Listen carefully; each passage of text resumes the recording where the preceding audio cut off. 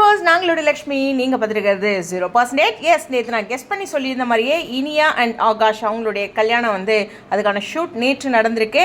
இன்றைக்கி தான் பிஎல்லோட last day shoot. ஒரு பெரிய சீரியல், கிட்டத்தட்ட 6 இயர்ஸ் இல்லையா, அந்த ஜேர்னி 6 இயர்ஸ் பற்றி கூட நேற்று எல்லாருமே போஸ்ட் பண்ணியிருந்தாங்க. அப்படி ஒரு முக்கியமான இடத்துல எதிர்பார்த்த ஒரு கிளைமேக்ஸ் தான். இங்கே பாருங்கள், இந்த ரவுண்ட் பண்ணியிருக்கேன்ல, அதில் ஆகாஷ் பட்டு வேஷ்டி சட்டையில் இருப்பாங்க, இனியாவும் மணக்கோலத்தில் இருப்பாங்க. ஆனால் இதில் ஒரு ட்விஸ்ட் இருக்காமல் மேரேஜ் இருக்காது அப்படின்னு நான் சொல்லுவேன் இல்லையா.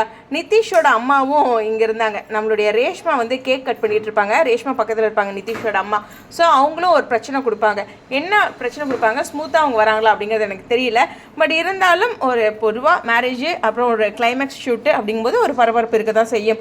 அதே மாதிரியே நம்மளுடைய சதீஷ், அதாவது கோபி அவர்கள் இன்றைக்கி தான் லாஸ்ட் டே ஷூட்டு. மற்றபடி எந்த சீரியலும் கமிட் ஆகிற மாதிரி அவர் இல்லைன்னு தான் நினைக்கிறேன். அந்த அப்டேட்டில் அப்படி தான் தெரியுது. ஆனால் சூன் அவர் நல்ல ஒரு சீரியலில் கமிட் ஆகணும். ஆனால் விஜய் டிவியை அவரை கூப்பிடணும். ஏன்னா பயங்கர டேலண்டான ஒரு ஆக்டர். எமோஷன், காமெடி எல்லாமே சூப்பராக பண்ணுவார்.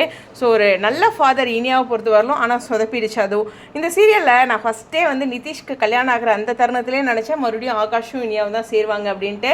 நீங்களும் அப்படி தான் நினச்சிருப்பீங்க. ஏன்னா பாக்கியலட்சுமியில் நிறைய விஷயங்கள் அப்படி தான் நடந்திருக்கு. ஓகே, இந்த பிரியா விடையோட நம்ம கோபியோட அப்டேட்டும் கண்டிப்பாக லாஸ்ட் டே ஷூட்டு ஒரு எமோஷன் இருக்கும். 6 வருஷம் ஒரு வேலை பண்ணிகிட்டு இருக்காங்க இல்லையா.